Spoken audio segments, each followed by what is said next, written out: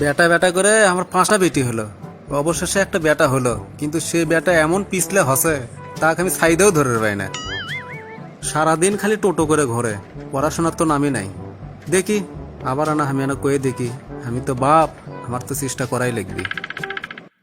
কে রে আগুন, এ আগুন, কুটি গেল তুই? তুই কি পরের বচ্চু? কি কও আব্বা, আমাকে ওগুলো পড়ার কথা কইও না। আমি ওগুলো পড়াশোনা করে পাম না, আমাকে ওগুলো ভাল লাগে না। তোমার করবে মন চাইলে তুমি পড়াশোনা করো, আমাকে জান কইও না। এটা একটা কথা কলু কে রে? পড়াশোনা ভালো লাগে না তো? পড়াশোনা করবো না তো কি করে খাবো? আমি আর কয়দিন বাঁচমো? রাজার ভান্ডারও শেষ হয়ে যায় বসে বসে খেলে, আমি মরলে তুই কি করে খাবো?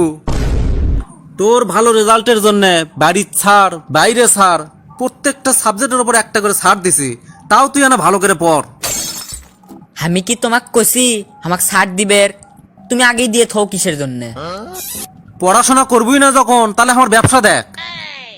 তোমার ব্যবসা তুমি দেখো, তুমি মরলে তারপর আমি দেখবো, তার আগে জান তুমি আমাকে কইও না। অত বেশি পেশাল পারো না তো, আমাকে আমার লাগান থাকবে দাও। আমি কিছু বুঝি না, কালকে আমাকে হুন্ডো কিনে দিবা। কে রে, এটা কি মামার বাড়ির আবদার পাসু? তুই চালি তো হুন্ডা কিনে দেওয়া লিখবি। তুমি হুন্ডো কিনে দিবা নাকি সেডে কও। ক্যাঙ্কা করে হুন্ডো কিনে লওয়া লাগে সেটা আমি ভালো করেই জানি। না পারলে বাড়িতে আগুন লাগে দিমু। তখন বুঝহিনি মাসের কয়দিন যাচ্ছে, হুন্ডো দিবা না বাপ বাপ করে দিবা। হ হ দেবো হিনি, তোর বাড়িতে আগুন লাগে দেওয়া লাগবি না। বাড়িতে আগুন লাগে দিলে তো সব শেষ, তার সে একটা হুন্ডা কিনে দেওয়াই ভালো। আব্বা, আমার হুন্ডোটা পুরাতন হয়ে গেছে, এই হুন্ডো আর ভাল লাগিচ্ছে না। তুমি আমাকে একটা নতুন হুন্ডো কিনে দিবা।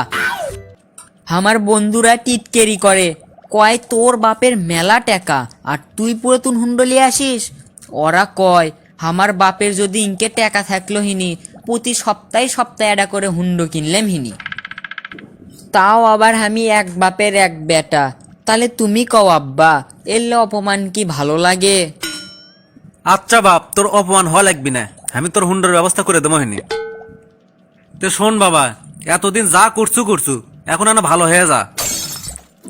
কে আব্বা, তুমি ইনকে করে করছো কে? আমি আবার খারাপ করদিন আসলাম?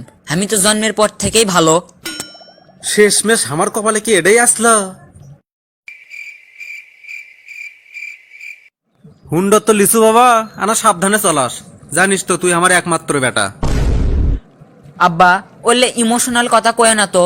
আমি হলাম বাঘের বাচ্চা, ওলে বিলের লাগান করে হুন্ডো চালাবের পাম না। অত বাঘের বাচ্চা হওয়া লাগবে না বাবা, আনা এদিক ওদিক দেখে গাড়ি চলাস। তোমার এইগুলো লেকচার বন্ধ করো, আমি বুঝছি, তুমি থাকো এটি। কে ভাসতে, তুমি কি করো বারে? তুমি কি শুনছো রাস্তার গাড়ি অ্যাক্সিডেন্ট হসে? তা শুনলাম, তোমার ব্যাটারি গাড়ি।